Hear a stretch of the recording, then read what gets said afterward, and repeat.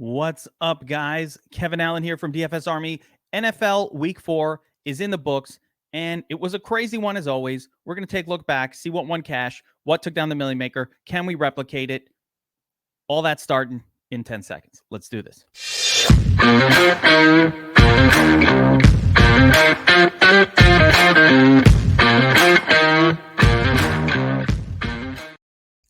All right, Kevin Allen here again from DFS Army. And if you want to get better at DFS, if that's what you're into, if you like playing daily fantasy sports on FanDuel, DraftKings, all that, want to improve, want to win more, make sure you like, subscribe to the channel, all of that, so you can get these videos. We're breaking it down all week long, showdowns, main slates, all that good stuff. And today we're taking a look at NFL Week 4.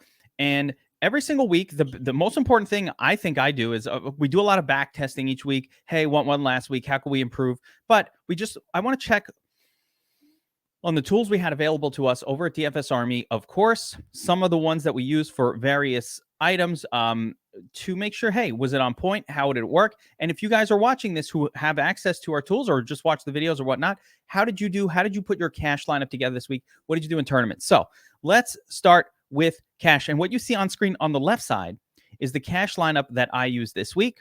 And on the right is a pretty standard cash. Also, I would call it a sharp cash lineup that I played against this week, right? Just one of the wins. I ended up putting up this 168.82 and winning 80% of my head-to-heads, which is essentially a really good week. You want to win about 80% of your head-to-heads. And remember, the approach to attacking cash games is you start at the cheapest dollar amount that draft. Most people would be at the $1 level. You start by making $51 head-to-heads. Make sure you only allow one opponent per head-to-head. Make a $3 one, and then move up from there until you get to the dollar amount allocated that you want. And of course, we only use one cash lineup every single week. So a lot of my content this week and a lot of what I do in DFS Army VIP, if you guys watched the Players Club this week, we always start with kind of trying to figure out or decipher what the cash lineup or the primary, let's call it the chalk approach to a slate is going to be. And here on the DFS Army chalkboard, we use this to help us along the way kind of figure out what people are going to do and what the cash lineup should be. So I'm going to kind of show you how I use this to come up with my lineup and how easy it pretty much made cashing and destroying everything this week go. I mean, it made it pretty easy. So here's how it works. In cash games, we really want to play the highest owned players by ownership projection. The ownership projections are a reflection of value for all intents and purposes. So it makes sense to load up on the high ownership projection players. It's funny, if you just hit the optimizer, I'm going to actually show, I haven't taken a look at this. Now I'm curious. What happens if we simply, let me reset settings on the optimizer here and just hit, I wonder what would have happened. That's not normally how we do it, but if we just hit optimize, let's see what the top optimal look like this week. Barkley, Herbert, Josh Jacobs. Scores a 167.5. So I beat it, but barely. But again, looking back, the top optimal easily would have smashed all cash lineups as well this week. So yeah, good stuff. Good to see, right? But that's not how I normally come up with my cash lineup. I just take the highest owned players and try to see how many of them I can fit together in a lineup. So it was, of course, going to be Josh Allen, Jamal Williams, Khalil Herbert, Saquon Barkley. I mean, it's all spelled out right here. TJ Hawkinson at tight end. You don't really normally want to pay up at tight end in a cash game. Richie James, Deontay Johnson, had to get a cheapie in there. I did not use Stephon Diggs because of the wind and weather issues in Buffalo. Plus, he's priced up as a wide receiver, and it didn't make sense to try to squeeze him in there. So the way my lineup came together, yeah, we went with Josh Allen, Williams, Herbert, and Barkley. So the trio of running backs that were pretty chalky. Hawkinson at tight end, of course. That was the we identified it midweek. Everybody, we were all over Hawkinson. I wish we were, a lot of us were on Geno in that whole game. Wish we were more on it. I was not. I kind of thought if that game was getting chalky, maybe it was better to fade. But obviously, that's not how it went down. We'll talk about the Million Maker winner. But, the way the lineup came together, Josh Allen was the obvious cash game quarterback this week.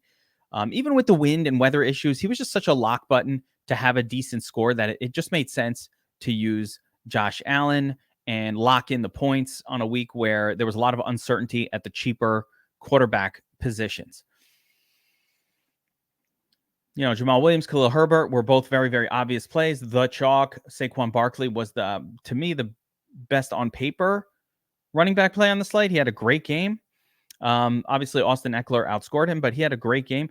Rick James was somebody that was going to be very, very popular in cash games as well. And this is really interesting. So Rick James Jr. was going to be very popular in cash games. And, he was going to be the starting wide receiver for the Giants, blah, blah, blah. Did he fail? Yes. Did it hurt me? No. Because everybody else played Rick James Jr. This lineup is funny. This person tried to get different by playing Mac Hollins. It's basically the same lineup as I have, except he got cute and played Mac Hollins. And because of that, he had $200 less to spend on defense. And I got lucky with Giants defense, which was the obvious cash defense again, crazy, but it worked out, putting up 16 points. So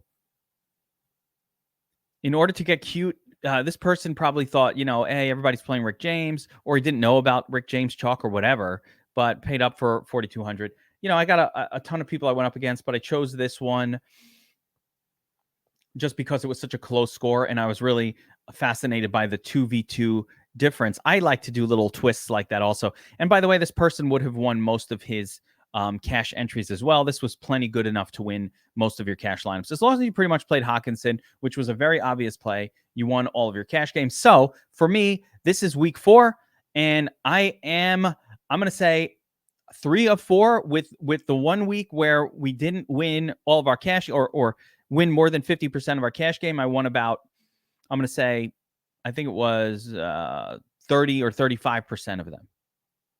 So I was down maybe 30, 35% 1 week so far in cash. Every other week, I've been up significantly. So through 4 weeks, it's been really, really good. And again, it's this very simple tool that makes life super easy. Again, here are the Giants. If you couldn't afford the Steelers, you went to the Giants. Luckily, I couldn't afford 36, so I went to the next best defense at 3,100. And just notice that the chalkboard, basically like Rich James, Deontay Johnson, Tyler Lockett, like all these plays were right here for the taking. Very easy. Very simple. Follow the chalkboard. I mean, Eckler, Jamal Williams, these guys smashed. Barkley did fine. Josh Jacobs. So basically right here on the chalkboard, nuts right there. Out of the top 5, 3 are just staring you in the face. This was not a difficult week to take down big tournaments. All right. With that being said, let's take a look at what took down the big tournament this week. And I've got the flea flicker up because it's interesting. I believe this person and this lineup is what won the Millie Maker. There was a slightly higher version with Jared Goff. So basically, Geno Smith, Jared Goff stacks. And I'll just take a look at what won the flea because this one is even higher. And by the way, this wasn't even near the nuts. But look, it's crazy. Look at a lot of what's going on here. So we got our Chalk Hawkinson in my cash lineup. We've got Josh Reynolds in my cash lineup, right? A couple of easy, chalky plays. Josh Jacobs was popping on the Domination Station Optimizer. But the big thing here is we've got a Jared Goff stack with Hawkinson and Reynolds.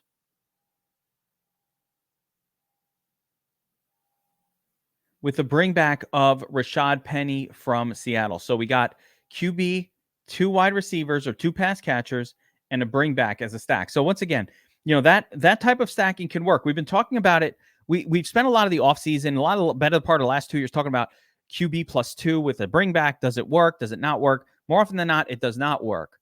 When it does work, though, is when a game goes nuts and it's 45-48. The reason it hasn't worked over the last couple of years is because we just have not seen many games with these sorts of insanely high scoring. Even so, for MLB, when we talk about MLB stacking, almost every single day, I mean, most days, especially when there's 16 games, one game will be like, one team will score 10, 12, 15 runs. And you only need it to happen with a team in MLB.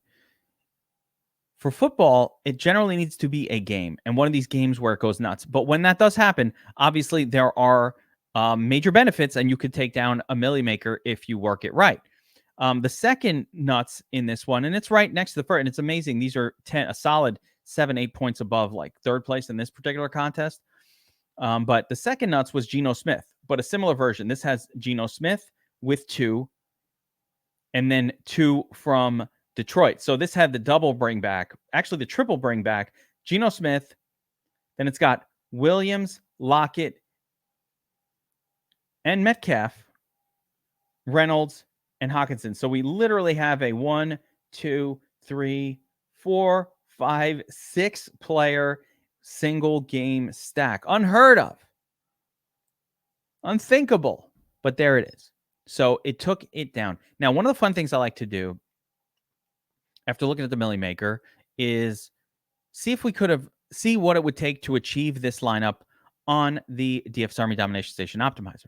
So what I do is and by the way, again, note, we ran the optimizer. It's completely, no settings, no nothing, fresh, using the projections we had in there over the weekend.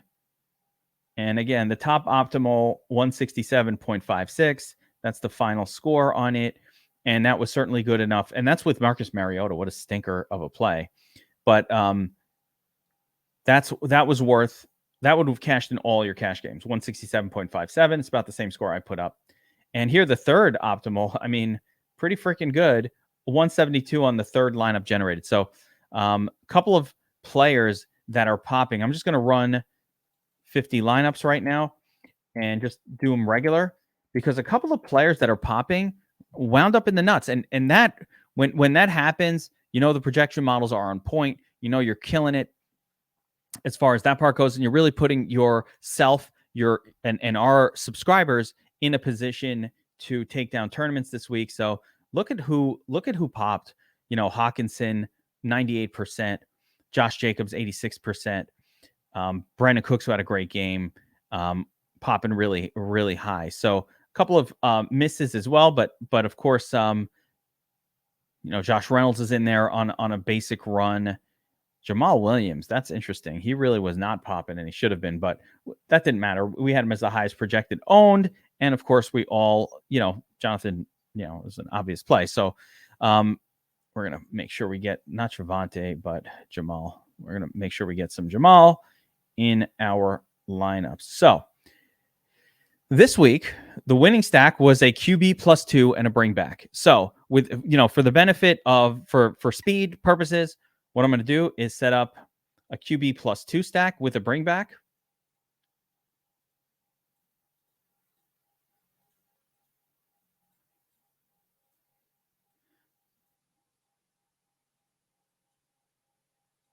We're going to use one bring back, although again, in these stacks, 2 definitely worked, and that was part of it, but I don't want to overcheat it. I would never use the optimizer to do a QB +2 with 2 bring backs. I would just never do that. You almost have to handcraft a lineup like that to make it work.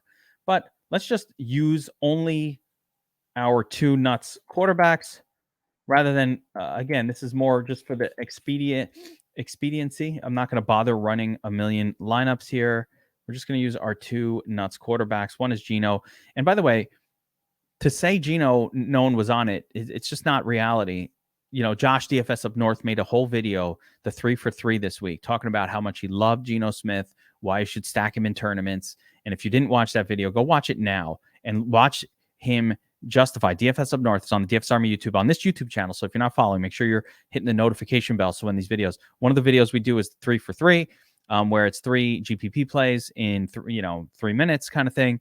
And Josh's big push this week was to stack Geno Smith in the Millie Maker. We also discussed it on Tournament Tactics on Friday. So again, make sure you are subscribed to this channel if you want this kind of stuff. All right, so it was Geno, and I can, like Jared Goff, his name, I don't even want to say it. I would never have played Jared Goff. I'm going to go, I would never have played him. With all those injuries, I'm going to go 75% Geno. So just never played Jared Goff. 75% Geno, 25% Goff. Let's just run 50 lineups that way with this stack on, and let's see what kind of scores we can achieve. And that's before we're going to have to adjust for some things. a couple of players that we talked about over the course of the week that look good, like Rashad Penny in that game. Let's see if we get any of him. I love Dameon Pierce as well this week, but let's see here. Right off the bat, we're getting some decent scores. Let's sort by final fantasy points. Yeah, best we achieved on the first run is a 220, but that's because we are getting way too much of, let's say, Khalil, way too much of these running backs. So let's allow for a normal distribution at the running back position. Let's call it about 30% here. And we'll set some max 30% or 35. No, set them all at 30 so that we can get a little bit more of a let's do the same thing at wide receiver, except we'll set these at 50% since a lot of them are tied to stacks. Tight end position we'll set at 40% max as well. And defense special teams we will do at 25% here so that we get a nice distribution. Let's run it again. Oh, actually, the other very important thing is we set our ownership cap at 110. It could be even lower, but 110 is fine. So let's give it a run. Now, the ownership cap, the reason we set that low, and it's we could even go even lower. Ownership cap just makes sure that the lineups aren't too chalky. There are other sites that have different ways of wording that. I would ignore it. It's just ownership caps, basically. We don't want it to be too chalky. So, yeah. It's going all Lockett in the Goff lineups. It's going all mostly Metcalf and Lockett with Geno. Noah Fant. So let's see what 215 best score achieved. We're still really nowhere near the nuts. Let's see what's going on. Oh, Jonathan Taylor. That's why. Don't want that. So let's set that as a max. I think the issue is maybe,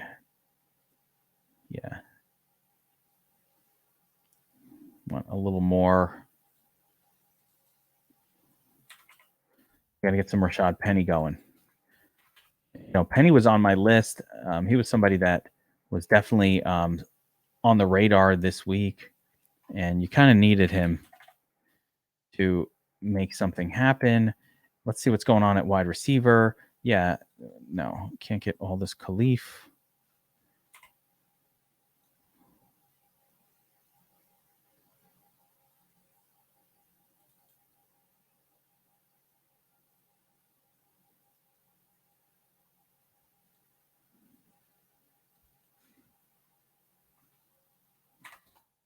Okay.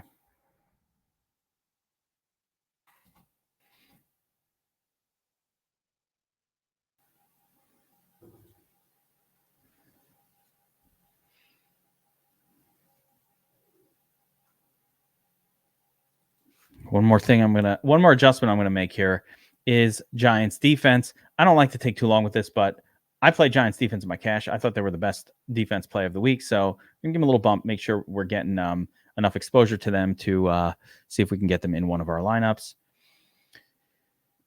Let's see how close we can get. I think the Nuts lineup was a 252, and again, Geno, Eckler, Williams, Geno +2 with Josh Reynolds, who we got to give the bump to, Hawkinson, Jacobs, and whatever defense shows up. So yeah, I mean, we're at 247 with this run, and that really gets us very, very close. So this run right here, our top score, 247. So you saw, I mean, a couple of little adjustments. Obviously, this was and 252 is what won, 253, but we're really, really close. We can squeeze out a little more value out of it, I think, with one more run. But I think the important factor here is, listen, again, achievable. Nuts lineup, not too difficult. Not too difficult to get there. There's a 237. Not super difficult to get there. We just needed, I think Reynolds is the one. Yeah. Oh, I'm getting a ton of Reynolds. So there he is. Tyler Lockett was popping like crazy. I think Deontay Johnson was one of those guys. I was fading him, so I'm actually going to fade him on this run. I had him locked in at 10% for this slate. I thought it was ridiculous. I don't know what this guy's doing here. I don't know who that is. So it's given us a lot of these really shitty players, of course, because it's trying to make all these combos for just this one quarterback grouping, almost overwhelming the optimizer with choices or with few choices because we're just focusing on those two quarterbacks and back and forths. But in general, I think this next run is going to get, my guess will be it'll get pretty close to where we need to be. We already hit a 247. I'd like to pass it. I want to beat the Millie Maker in this. So but again, this just gives you an idea of the tools that we had in place to attack the Millie Maker, how to do it. So if you want to achieve these types of lineups, of course, stack QB with no less than 2 and 1. But again, this will only work. Yeah, there's the 252.6. So we are able to get pretty much win the Millie Maker, right? Get ahead of this one and just below that one. So I'm gonna call this a success, hitting a 252.6 after 3 or 4 runs of the optimizer.